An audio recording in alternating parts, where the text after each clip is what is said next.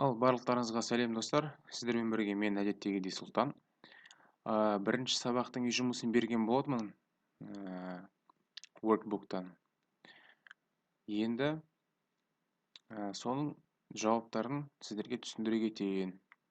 Сіздер өздеріңіз қарап, өз үй жұмыстарыңызды тексеріңіздер. Мен осы жерде қазір түсіндіріп отырамын. Бірінші тапсырма. Бұл жерде бізде тапсырманың мағынасы, мәні не болатын? Қысқартып жазу керек болатын, дұрыс па? Бұл жерде бірінші, екінші орындалған, содан кейін 3-тен 8-ге дейін орындауымыз керек.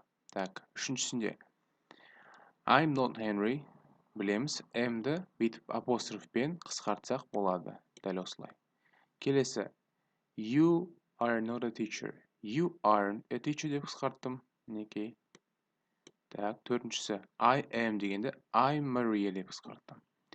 Бесіншісі, алтыншысы, You are дегенде You're in my class деп қысқарттым. Көрдіңіздер ғой, апострофпен. I'm in room 4. I am in room 4 дегенде I'm in room 4 деп қысқарттым. You are not дегенде білеміз, aren't деп қысқарады, Carlos.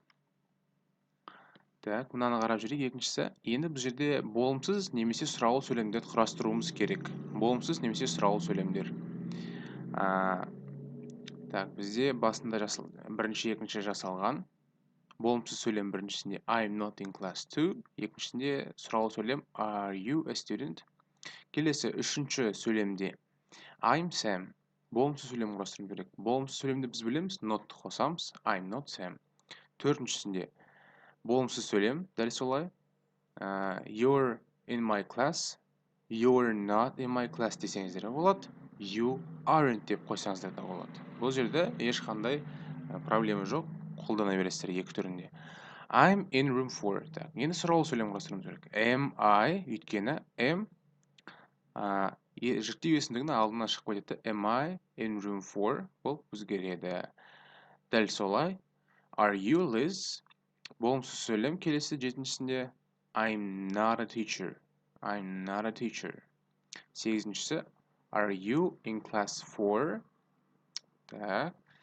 Естеріңізге сала кетейін, бірінші сабақта біз you мен I-ды ғана өткенбіз. You are, I am.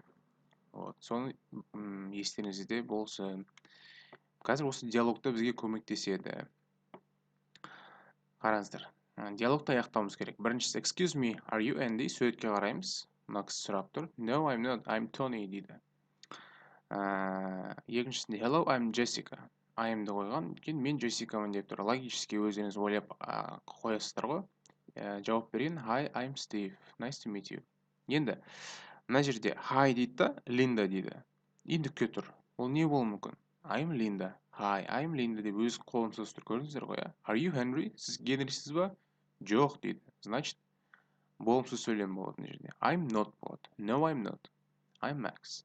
Төртіншісінде Excuse me, are you in number 8? Сегізінші нөмірдесіз бе дейді. Are you? Өйткені неге? Сұраулы сөйлем болып тұр жерде, сұрақ белгісі. Are you болады. Yes, I am дейді. Yeah, I'm Anna Jones. Бесіншісінде Hello, are you Liz? Lisa Gomez дейді. Неге? Өйткені сұраулы сөйлем. Енді am I деп қоймайсыздар ғой, өз-өздеріңізден сұрамайсыздар ғой. Сіз біреуден сұрайсыз. Міне жерде мына кісі тұр. Lisa Gomez деп жазып алған, соны күтіп отыр. Сол кісі сұрап отыр. Yes, I am. Yeah, мен Lisa Gomez. Nice to meet you. Танысқаныма қуаныштымын. Мына жерде екі бір-бірімен танысып отыр. Hi, I'm Ben. Сәлем, мен Бенмін. Hi, I'm Rob. Жетіншісінде Excuse me, am I in room 7? Мына кісі келіп сұрап отыр ресепшннан. Мен жетінші бөлмеде тұрамын ба деген сияқты. No, you aren't. Жоқ, you aren't. Көріңіздер, болымсыз сөйлем қалай құрастырылады. Жоқ, сіз не емес. Жетінші бөлмеде емес. You are in room 8. Сегізіншісінде excuse me, сұрақ белгісі тұр. Яғни сұраулы сөйлем. Либо am I, либо are you. Көбінесе are you. Өйткені біз басқа бір кісіден сұрап тұрмыз, сіз деп. Are you my teacher? Сіз менің мұғалімімсіз бе? Yes, I am деп жауап берді. Так, мына жерде мына әріптерді алып, сөз құрастыруымыз керек болған. Бұл жерде барлығы сандар болған. 1-ден 10-ға дейінгі сан. Біріншісі 4, 10, 9, 1, 3, 2, 8, 6, 7, 0, 5. Мына жерде бізде write the next word. Келесі сөзді жазыңыз дейді. По порядку. Мысалы, жұма, сенбі, жексенбі, дүйсенбі болу керек. Monday. Келесі Sunday, Monday, Tuesday.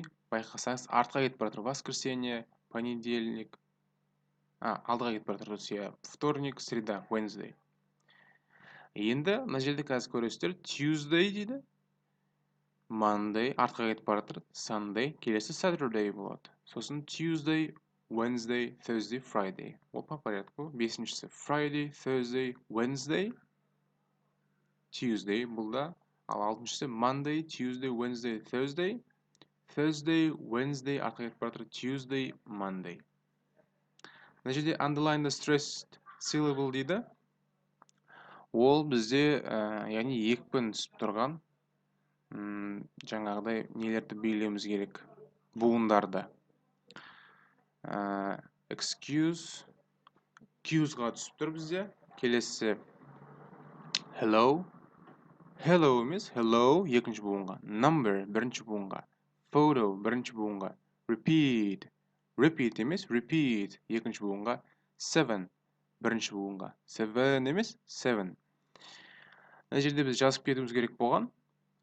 Деген дыбыс, I, E деген дыбыс. Дыбыстары өйстіп жазылады. Біріншісіге houseға Henry болды, сосын hello болды. I-ға bike, nice, right. Tree-ға, E-ға me мен meet келді. Дыбыстардың қайсысы, қай жерге, қай группаға келеді деген тапсырма болған. Так, төртінші бізде listening болды. Мен оны тыңдап шықтым. Бұлай жауаптар осылай болады. Біріншісінде A болады. Hello, I'm Tony. Екіншісінде B, you aren't in my class. Үшіншісінде I'm not a student. A болады. Төртіншісінде are you in number 5? 5 деген болған бізде. Бесіншісінде sorry, what's your name? Алтыншысында you're in my class, in class 2. B болған. Мына сөздердің сөйлемдердің бәрін жазып сіздер жаттап алдыңыздар деген үміттемін. Достар, бұл үй жұмысының түсіндірілмесі болған. Жауаптары ұнады деген ойдамын. Сонымен келесі сабақта кездескенше сау болыңдар.